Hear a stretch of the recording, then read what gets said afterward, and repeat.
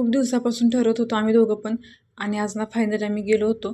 आता कुठे ते व्हिडिओच्या पुढे सांगतेच की तुम्हाला. त्याच्या अगोदर ह्यांना म्हटलं चला मस्त तयार झाले होते, माझा आणि पिल्लूचा एक छानसा व्हिडिओ काढून घ्या.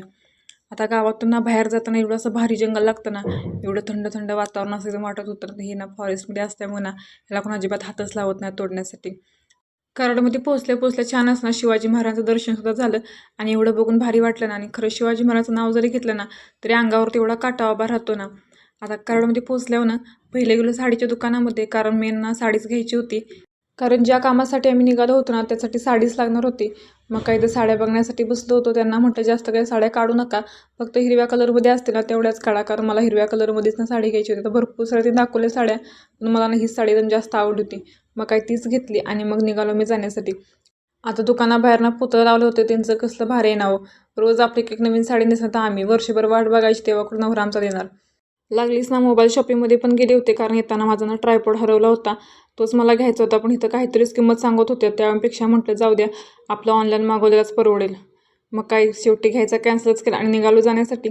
आता एवढं बेकार ऊन लागत होतं ना, असं सावली खाली गेलं की एवढं बरं वाटायचं, आणि परत उन्हामध्ये गेलं ना की नको नको वाटत होतं, कारण एवढं असं ऊन लागत होतं ना 10च्या टायमिंगला. एवढं ऊन आहे म्हटलं दिवसभर कसं व्हायचं काय माहिती. फायनली त्या ठिकाणी पोहोचलो होतो. आता या गावाचं नाव काय मला नक्की माहिती नाही, कारण कसं रोज रोज तोंडावरती नाव घेतलं तर ते पटकन लक्षात राहतं, पण कधीतरी घेतलं नाव ना काय लक्षात येत नाही. त्यामुळे गावाचं नाव काय मला पण काय एवढं आठवणच झाले.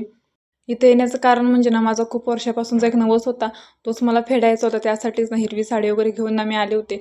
मग काय मस्त असा नवस वगैरे फेडला आणि मग तिथून पण आम्ही जाण्यासाठी निघालो. आता आलेल्याच माझं प्लुटो ट्रॅक्टरमध्ये बसले, कारण सकाळपासून तिथं चाललं होतं की मम्मी आपण घाटावरती कधी जायचं. मग काय घाटावरती आलो, आतमध्ये जायच्या अगोदरच ना ट्रॅक्टरमध्ये बसला होता आणि इथं खेळायचं चाललं होतं. म्हटलं आत तर येवा जाऊ द्यायची का नाही. मग काय ट्रॅक्टरमधून उतारला आणि तर माझं पण चाललं होतं थोडंसं ना व्हिडिओ काढायचं. यांना म्हटलं मस्तपैकी ना माझं सुद्धा एक ना व्हिडिओ काढून घ्या. आता शिवांसाठी ना खास घाटावरती आलो होतो, त्यामुळे त्यालाच खेळू दिलं. म्हटलं काय मनसोक्त खेळायचं तर खेळून घे, कारण सकाळपासून त्यानं भुनभुन लावली होती की आपण घाटावरती कधी जायचो. थोडा वेळ खेळला आणि चला म्हटलं भूक लागली होती काहीतरी खाऊन घेऊया.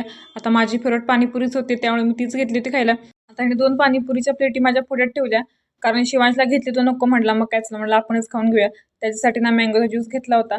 घरी येऊन पहिला आवरून वगैरे घेतलं आणि आम्ही निघालो रानात जाण्यासाठी. तर मोठीच गाडी घेऊन गेलो होतो, कारण आमच्या रानातला आंब्याला ना पाड लागला होता. त्यामुळे चला म्हटलं मस्तपैकी ना आंबा वगैरे काढून घेऊन यायचं. गेल्या गेल्या पहिला आंबा काढायला सुरुवात केली. आता जेवढे खालून हाताला येतील ना तेवढंच माझं काढायचं काम चालू होतं, कारण वरती काय आपल्याला चढता येणार नाही. त्यामुळे खाली जेवढं होतं ना आंबं तेवढेच ना आम्ही काढून घेतले. हे चढले होते आंब्याच्या झाडावरती, कारण वरती ना भरपूर सारे आंबे होते. मग काय मस्तपैकी ना आंबे वगैरे काढून घेतले. आता भरपूर सारे ना आंबे सापडले होते. मग काय पोत्यामध्ये भरायला घेतले. आता रानामध्ये कांदे पण लावले होते, 2 पाटे त्यांना कांदे सापडले होते.